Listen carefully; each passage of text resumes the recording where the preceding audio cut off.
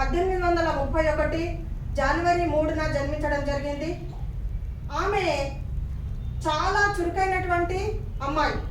కానీ ఆ రోజులలో మహిళలకు చదువు లేదు. మహిళలు చదువుకుంటే వాళ్ళ భర్త చనిపోతారు, వాళ్ళకు రకరకాల ఆటంకాలు ఎదురవుతాయి. మహిళలను ఎంత అణగదొక్కాలో అంత అణగదొక్కారు మన బ్రాహ్మణిజం మను ధర్మశాస్త్రం లోపల. ఆ మను ధర్మశాస్త్రం లోపల అసలు ఆడోళ్ళు బయటికి రావద్దు, ఆడోళ్ళు వంటింటి కుందేలాగానే ఉండాలి, ఆడోళ్ళకు చదవద్దు, ఆడోళ్ళు చదువుకుంటే చాలా అనర్థాలు జరుగుతాయి అని ఆడోళ్ళని ఎంత అణగదొక్కాలో అంత అణగదొక్కే కాలం లోపల మన సావిత్రిబాయి పూలే భర్త అయినటువంటి జ్యోతిబా పూలే ఆ రోజులలో అప్పుడే బ్రిటిష్ వాళ్ళు వచ్చి అక్కడక్కడ పాఠశాలను, మిషనరీ పాఠశాలను నిర్మించి చదువు చెప్పించేవాళ్ళు. ఎందుకనంటే వాళ్ళు ఈస్ట్ ఇండియా కంపెనీలలో అక్కడ నుండి బ్రిటిష్ నుండి వాళ్ళు తేలేరు కాబట్టి ఇక్కడ వాళ్ళకి కొంత ఎడ్యుకేట్ ఇచ్చి వాళ్ళను అపాయింట్మెంట్ చేద్దామన్న ఉద్దేశంతో మన వాళ్ళను ఎడ్యుకేట్ చేసే ప్రయత్నం లోపల మీ ఇండియా అసలు డెవలప్ కాదు. ఎందుకు డెవలప్ కాదంటే మీ ఇండియా లోపల ఎవరికి కూడా చదువు లేదు, ఆడవాళ్ళకు చదువు లేదు. ఆడవాళ్ళు ఎప్పుడైతే చదువుకుంటారో మనం చైతన్యం అవుతాము, మన దేశం చైతన్యం అవుతుంది. కాబట్టి మీ ఇండియా వెనుకబడటానికి కారణం ఇదే అని ఆయన ఒక బ్రిటిష్ ఆయన స్పీచ్ లోపల వినడం జరిగింది. అరే ఇట్లా ఆడవాళ్ళకు చదువు లేకపోతే ఇంత అనర్థాలు జరుగుతాయని ఆయన అప్పుడు ఆలోచించి అప్పుడే ఆయనకు 13 సంవత్సరాలు, ఆ అమ్మాయికి సావిత్రిబాయి పూలకు 9 సంవత్సరాలు.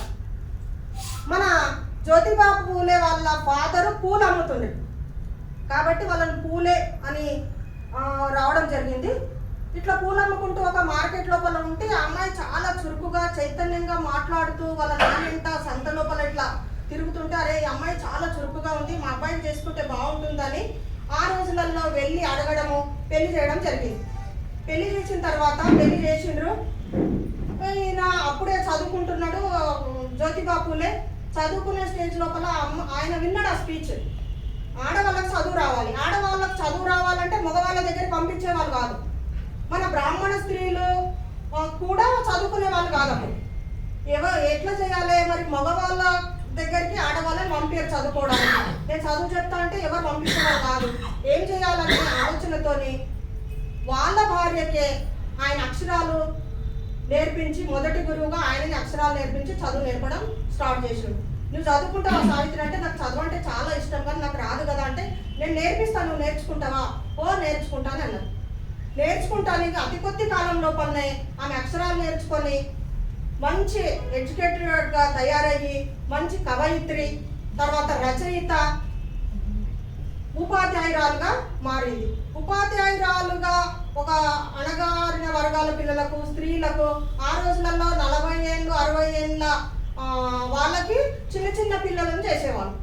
చిన్న చిన్న పిల్లలను చేయడం ద్వారా ఏమవుతుందంటే వాళ్ళు ఏదో కారణాల చేత వాళ్ళు చనిపోవడం, వీళ్ళు చిన్న పిల్లలు బాల్య వివాహాలు చేసినటువంటి వాళ్ళు మంచి ఏజ్లో ఉన్నప్పుడు వాళ్ళు విధవలుగా ఉండడము, ఆ విధవలుగా ఉండే వాళ్ళకు కూడా కొంతమందిని వాళ్ళకి పిల్లలు పుట్టడం ఈ విధంగా చేస్తే వాళ్ళకు శిరోముండన చేయడము, ఏదో రకరకాలుగా ఇట్లా చేసి వాళ్ళని హింసించేవాళ్ళు.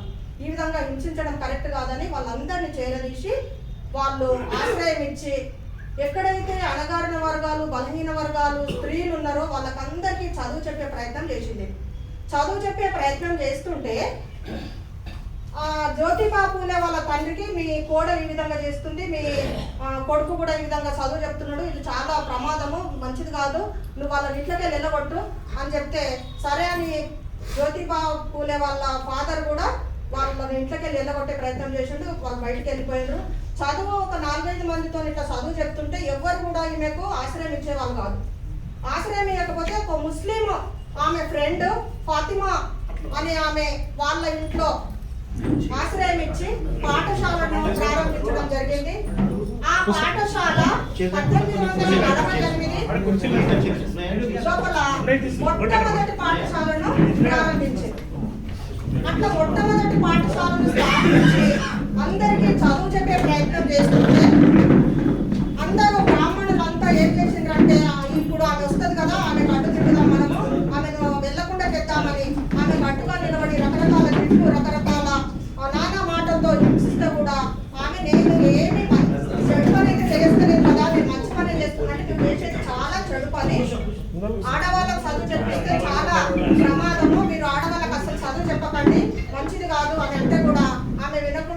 తీసుకొచ్చే ప్రయత్నం చేసి వెళ్తుంటే ఆమెకు నానా రకాల తిడుతూ ఆమె మీద బురద పేడ అంతా చల్లేవారు. ఆ బురద పేడ అంతా చల్లితే కూడా ఆమె వాళ్ళ దానికి భయపడకుండా వీళ్ళు ఈ విధంగా చేస్తున్నారు కదా అని ఒక బ్యాగ్ లోపల ఒక డ్రెస్ పెట్టుకొని వెళ్ళి అక్కడ మహిళలకు అందరికీ చదువు చెప్పించి వాళ్ళకి అక్షరాలు నేర్పించి ఆ డ్రెస్ ఆ చీర ఇప్పేసి మళ్ళీ ఆ బ్యాగ్ లో నుండి చీర కట్టుకొని వాళ్ళకి చదువు చెప్పింది. మళ్ళీ వచ్చేటప్పుడు మళ్ళీ బురద ఎట్లాగో పెడతారు కదా, అందు గురించి మళ్ళీ ఆ బురద చీరని ధరించి వచ్చాయి.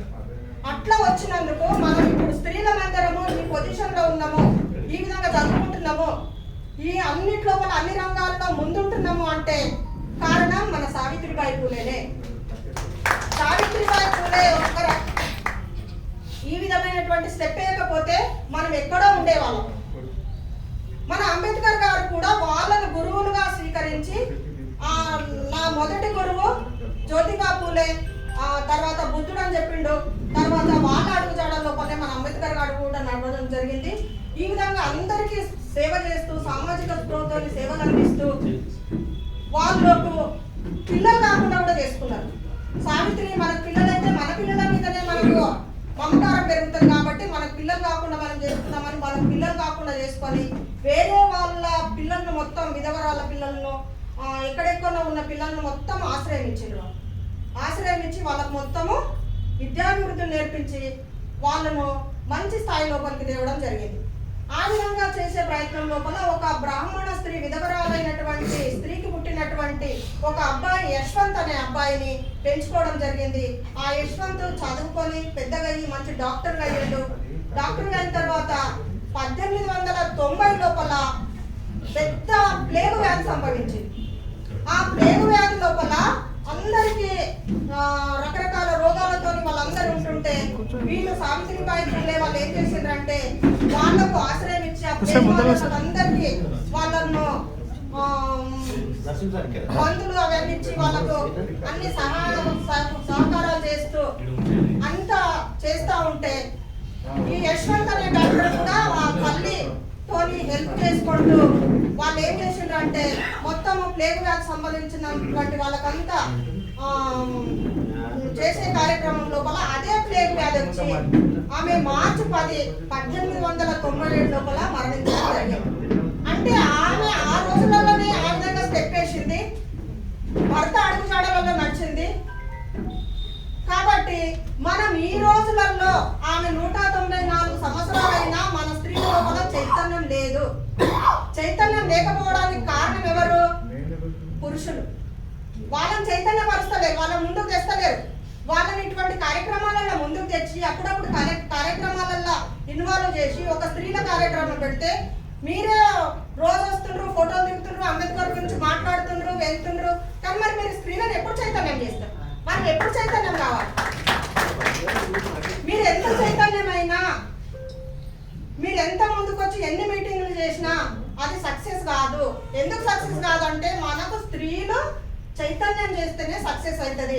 ఆ రోజులలోనే అప్పుడు 1800 సంవత్సరాలప్పుడే మన జ్యోతిబా పూలే స్త్రీలను చైతన్యం చేస్తే మన స్త్రీలకు చదువు వస్తుందని ఆయన స్టెప్ వేసిండ్రు. మనం ఏం నేర్చుకుంటున్నాం? అంబేద్కరిజం ఏం నేర్చుకుంటున్నాము, పూలే గురించి ఏం నేర్చుకుంటున్నాము, బౌద్ధిజం గురించి ఏం నేర్చుకుంటున్నాము? అవన్నీ కాగితాలకే పరిమితం అవుతున్నాయి, మాటలకు స్పీచ్లకే పరిమితం అవుతున్నాయి. కానీ మన లోపల చైతన్యం రావాలంటే మీరు మన స్త్రీలను ముందుకు తేవాలి, మన పిల్లలకు చెప్పాలి. మన పిల్లలకు వాళ్ళకందరికీ చైతన్యపరిచినప్పుడే మనం చైతన్యం అవుతాము, మన కమ్యూనిటీ చైతన్యం అవుతుంది, మనమందరం కూడా ముందుకు రాగలుగుతాం. కాబట్టి ఇలాంటి కార్యక్రమాలు చేసినందుకు చాలా చాలా ధన్యవాదాలు. ఇప్పుడు 2-3 ఇయర్స్ నుండి కార్యక్రమం చేస్తున్నారు. ఇలాంటి ఆలోచన వచ్చినందుకు నేను చాలా గర్వపడుతున్నాను. ఎందుకంటే ఇప్పటికైనా కొంచెం అన్నా చేస్తున్నారు, అంతకుముందు ఇది కూడా చేసేవాళ్ళు కాదు. కాబట్టి మీరందరూ కూడా ఇప్పుడు 75% సార్ ఉన్నారు, 25% కూడా ఉన్నారో లేదో. కాబట్టి ఇక ముందు మన ఇంట్లో మా మేడం టీచర్ కాదు, మా మేడం హౌస్ వైఫే, వాళ్ళని ఎందుకు తేవాలని అనుకోకండి. మీరు వాళ్ళు అప్పుడప్పుడు వస్తుంటేనే వాళ్ళ లోపల చైతన్యం అవుతుంది, వాళ్ళ లోపల ధైర్యం అనేది వచ్చేస్తుంది. చదువురాని భార్యకు చదువు నేర్పించి చైతన్యపరిచి మహిళలను అభివృద్ధి చేసే ప్రయత్నం లోపల మన జ్యోతిబా పూలే చేసారు. కనీసం మనం వచ్చి 4 మాటలు మాట్లాడుకునే పరిస్థితులలో మనం లేమా? ఉన్నాం కదా. మరి ఎందుకు మీరు వెనుకబడుతుండ్రో నాకు అర్థం అయితే లేదు. ఇక ముందు ఇలా జరగకుండా ఎక్కువ మొత్తం లోపల మహిళలను గ్యాదర్ చేయండి. మీ ఇంట్లో వాళ్ళు తీసుకొస్తేనే మన సభ నిండిపోతుంది.